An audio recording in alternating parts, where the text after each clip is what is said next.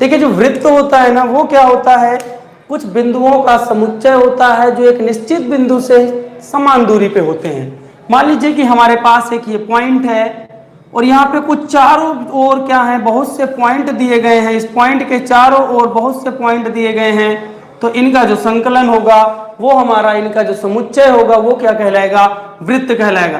यानी कि जो वृत्त होता है ना, बहुत से बिंदुओं का क्या होता है, समुच्चय होता है, बहुत से बिंदुओं का समुच्चय होता है जो एक निश्चित बिंदु से हमेशा समान दूरी पर रहते हैं, एक निश्चित बिंदु से समान दूरी पे रहते हैं। ये डिस्टेंस जो होगी हमेशा बराबर होती है, ये डिस्टेंस जो होगी हमेशा क्या होती है, बराबर होती है। हम ये कह सकते हैं वृत्त एक क्या होता है, एक ऐसा हमारा क्लोज वक्र होता है, एक क्लोज ऐसा वक्र होता है जिसकी एक निश्चित बिंदु से दूरी हमेशा समान रहती है, वृत्त कहलाता है, ये हमारा वृत्त होता है। इसके बाद ठीक है, क्लियरिटी सही आ रही है, एक बार बता दीजिए। ठीक है, चलिएगा, ये वृत्त हो गया। अब देखते हैं सर्कल के बाद हम सर्कल से रिलेटेड कुछ पॉइंट देखते हैं। एक बड़ा अच्छा एग्जांपल मैं आपको साथ लेके चल रहा हूं, देखिएगा। मान लीजिए कि हमारे पास एक कील है, एक कील है और ये गड़ी हुई है और इससे एक बकरी बंधी हुई है। ठीक है, बकरी बंधी हुई है, तो बकरी क्या करेगी, घास खाना शुरू करेगी और घास हरे मैदान पे बंधी हुई है, घास कितने एरिया की खाएगी, इतने एरिया की वो घास खा जाएगी। जितना उसका हमारा जितना उसकी रस्सी बड़ी होगी उतने एरिया की पूरे की घास खा जाएगी। तो देखिए यहाँ पे हमारे पास बड़ा इंपॉर्टेंट पॉइंट बन रहे हैं। ये जो कील जहां पे गड़ी हुई है इसे बोलते हैं वृत्त का केंद्र। जहां पे कील गड़ी हुई है इसे क्या बोलेंगे, वृत्त का केंद्र या सेंटर इसे बोलते हैं, सर वृत्त का सेंटर होगा। और ये जो उसकी रस्सी है, ये उसकी जो रस्सी है इसे बोलते हैं त्रिज्या यानी कि रेडियस। इसे क्या बोलते हैं, त्रिज्या या रेडियस।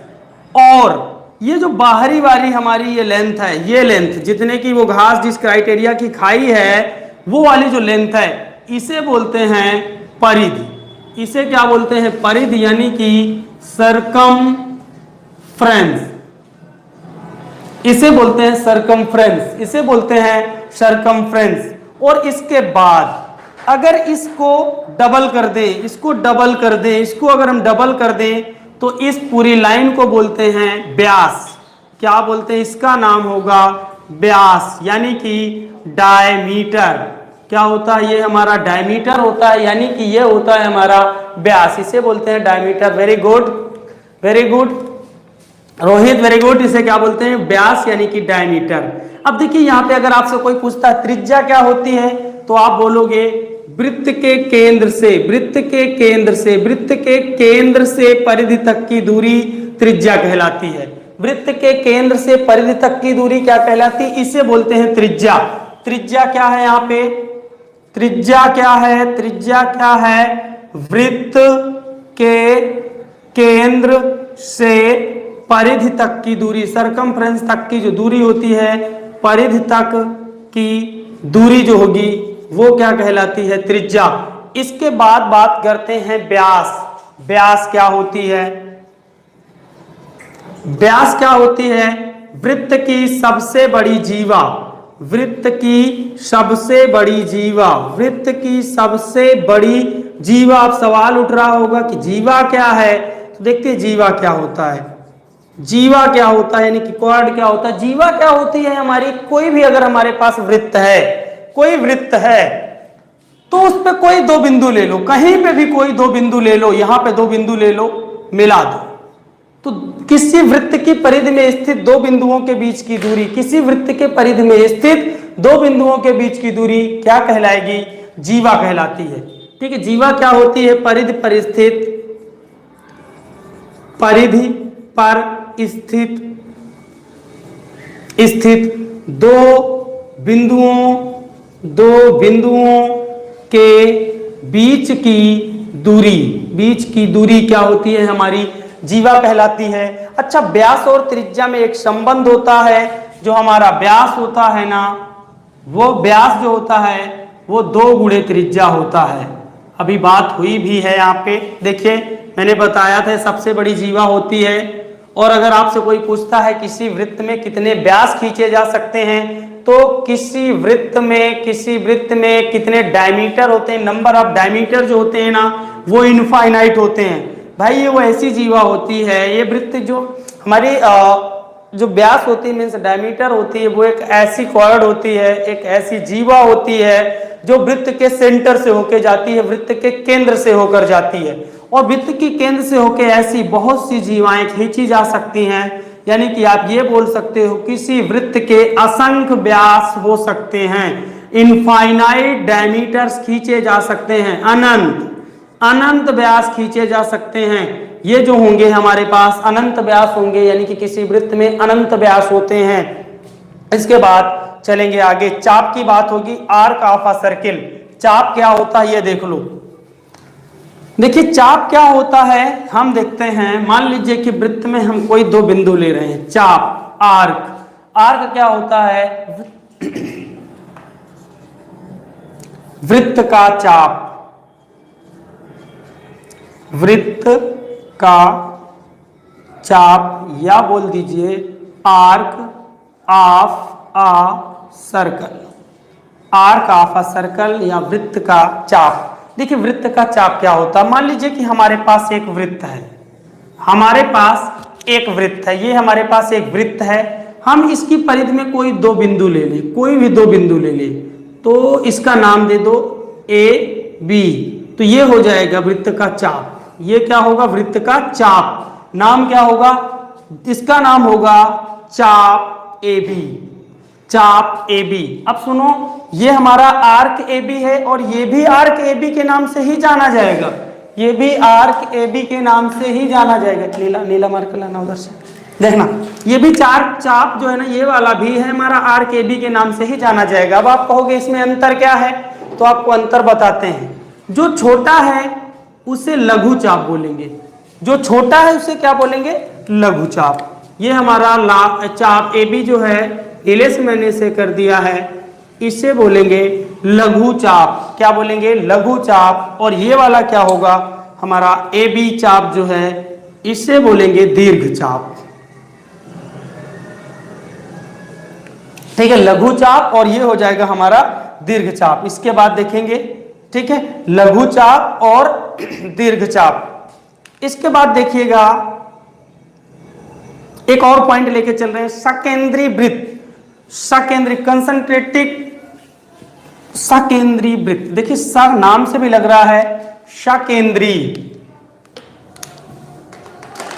सकेंद्रीय वृत्त, सकेंद्रीय।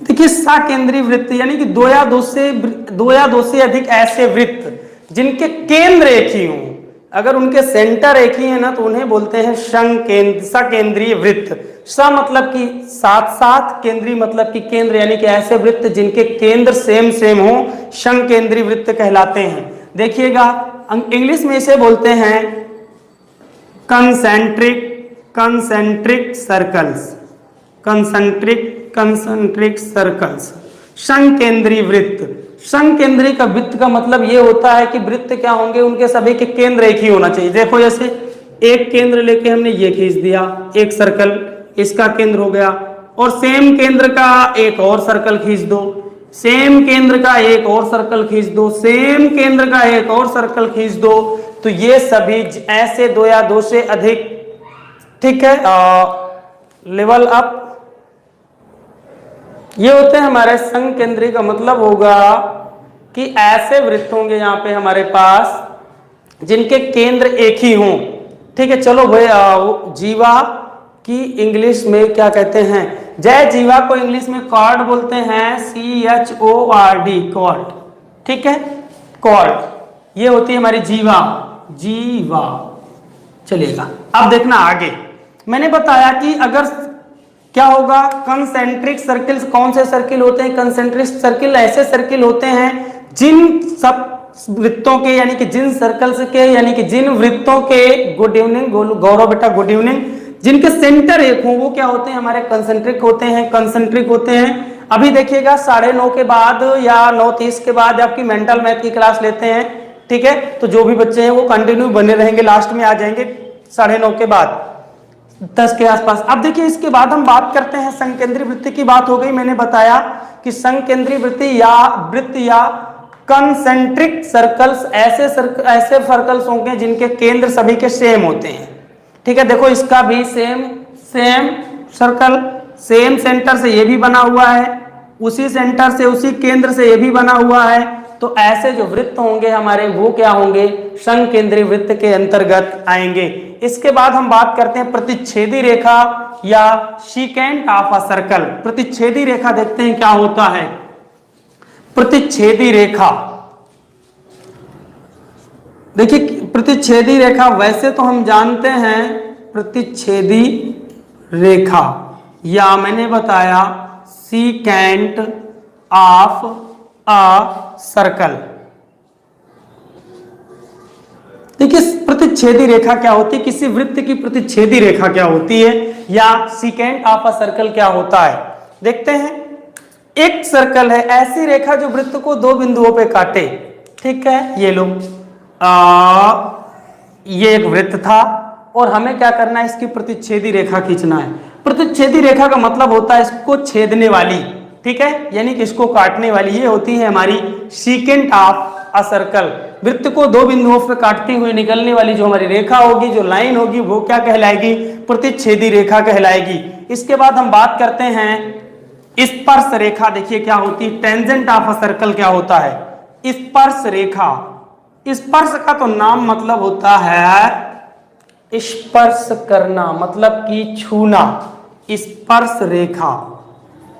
ठीक है, हम बात कर रहे हैं वृत्त की बात हो रही है यहाँ पे। स्पर्श रेखा, किसी वृत्त की स्पर्श रेखा क्या होती है, यानी कि यहाँ पे स्पर्श रेखा की बात हो रही, मतलब कि टेंजेंट ऑफ अ सर्कल,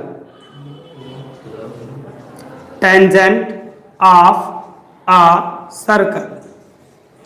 देखिए किसी वृत्त की स्पर्श रेखा क्या होती है, मैंने प्रतिच्छेदी की बात की थी कि वो काटती हुई चली जाएगी तो प्रतिच्छेदी रेखा होगी, दो बिंदुओं पे काटती हुई जाएगी तो हमारी प्रतिच्छेदी रेखा होगी। अब बात करते हैं टेंजेंट ऑफ अ सर्कल क्या होगा। मान लीजिए कि हमारे पास ये एक सर्कल है, वृत्त को किसी भी एक बाह्य साइड, एक जगह पे क्या करेगा, बाह्य साइड छुएगा। ये लो, ये टच की ये रेखा जो होगी हमारी, इसका नाम होगा स्पर्श रेखा। कहीं पे भी छूती हुई निकल जाएगी, इसका नाम स्पर्श रेखा, स्पर्श रेखा, स्पर्श रेखा। इसका भी नाम होगा टेंजेंट ऑफ अ सर्कल। ये भी एक टेंजेंट होती है, ये भी एक टेंजेंट होती है, और ऐसे करके हम असंख्य टेंजेंट खींच सकते हैं किसी सर्कल में। ठीक है, चलिए अब देखते हैं आगे। इसके बाद स्पर्श रेखा के बाद हम बात करते हैं अर्धवृत्त की। अर्धवृत्त क्या होता है या सेमी सर्कल क्या होता है। देखिए अर्धवृत्त, अर्धवृत्त नाम से ही लग रहा है अर्धवृत्त। अर्ध मतलब आधा, वृत्त मतलब कि वृत्त, सेमी सर्कल, सेमी सर्कल। अर्धवृत्त क्या होता है, जो वृत्त के, अभी थोड़ी देर पहले वृत्त के व्यास की बात हुई थी, वृत्त के डायमीटर की बात हुई थी। देखिए जो डायमीटर क्या था, ये था, ये वृत्त है। जो वृत्त का डायमीटर था यानी व्यास होता है, जो सेंटर से होती हुई जो जाती है जीवा, वही हमारी व्यास होती है। थोड़ा सा एकदम और सेंटर से जाएगी।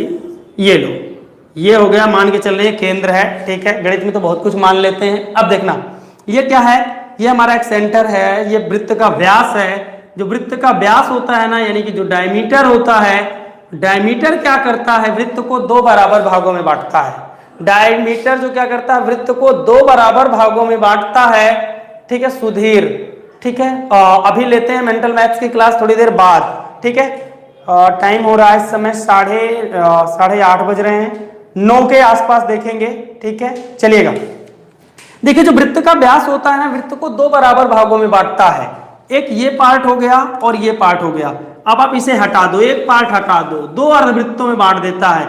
एक आपका ये पार्ट हो गया, ये बटा हुआ पार्ट है, ये दोनों क्या है, अर्धवृत्त हैं। ये भी अर्धवृत्त है, ये भी अर्धवृत्त है। इसे भी सेमी सर्कल के नाम से जानेंगे, इसे भी सेमी सर्कल के नाम से जानेंगे। सेमी सर्कल, अर्धवृत्त। ठीक है, अब हम बात करेंगे, यानी कि किसी वृत्त का जो व्यास होता है ना, वो क्या करता है, वृत्त का व्यास जो होता है दो बराबर भागों में बांटता है। प्रत्येक भाग सेमी सर्कल या अर्धवृत्त के नाम से जाना जाता है। अब हम बात करेंगे त्रिज्यखंड क्या होता है।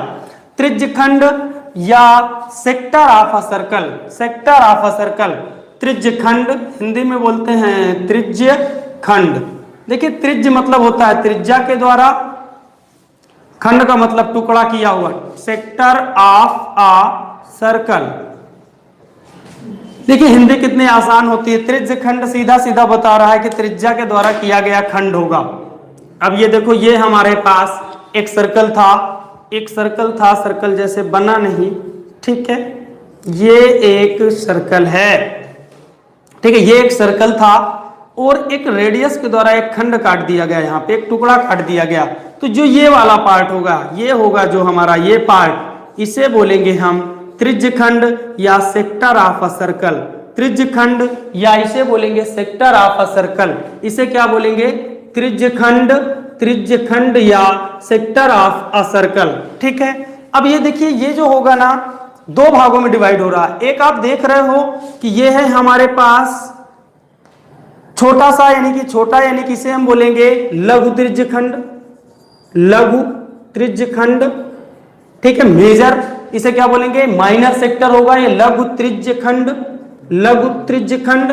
और ये जो बड़ा सा बन रहा है ये देख रहे हो ना, ये पार्ट, इसे बोलेंगे दीर्घ त्रिज्य खंड। बड़ा है तो दीर्घ बोलेंगे, दीर्घ त्रिज्य खंड, यानी कि इसे बोलते हैं माइनर सेक्टर और ये होता है हमारा मेजर सेक्टर, मेजर सेक्टर, ठीक है। और ये क्या होता है हमारा माइनर सेक्टर, ये क्या होता है मेजर सेक्टर। चलेंगे आगे और देखेंगे इंपॉर्टेंट सा पॉइंट। अब हम बात करेंगे वृत्तखंड की, ठीक है, व्यास व्यास की बात हो चुकी है, अब हम बात करेंगे वृत्तखंड की, यानी कि सेगमेंट ऑफ अ सर्कल।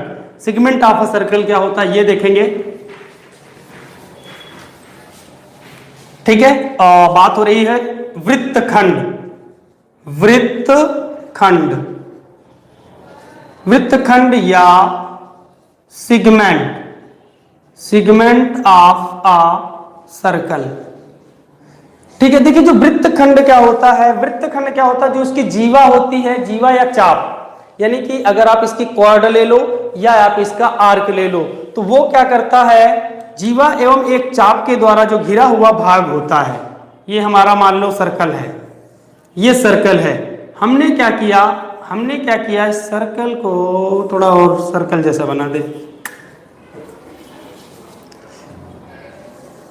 ठीक है। ये एक सर्कल था, हमने क्या किया, यहाँ पे एक जीवा खींच दी, ये जीवा खींच दी, हमारी एक कॉर्ड है और इसको दो भागों में इन्होंने डिवाइड कर दिया, ये दो भाग बन गए, दो भाग बन गए, दो भाग बन गए। आप सुनो, इस कंडीशन में ये जो बड़ा वाला पार्ट होगा हमारा, ये दीर्घ वृत्तखंड होगा, दीर्घ वृत्तखंड होगा, और ये क्या होगा, लघु वृत्तखंड होगा, वृत्तखंड, ठीक है। ये क्या होगा हमारा, ये क्या होगा हमारा, ये होगा minor sector of a circle, minor sector होगा, और ये क्या होगा हमारा मेजर सेक्टर होगा, ये माइनर सेक्टर होगा और ये मेजर सेक्टर होगा। इस तरह से हमें पता चला ये दीर्घ वृत्तखंड है और ये लघु वृत्तखंड है। जो छोटा होगा उसे लघु वृत्तखंड के नाम से जानेंगे, जो बड़ा होगा वो दीर्घ वृत्तखंड के नाम से जाना जाएगा। अब देखते हैं, अब हम देखेंगे केंद्रीय कोण।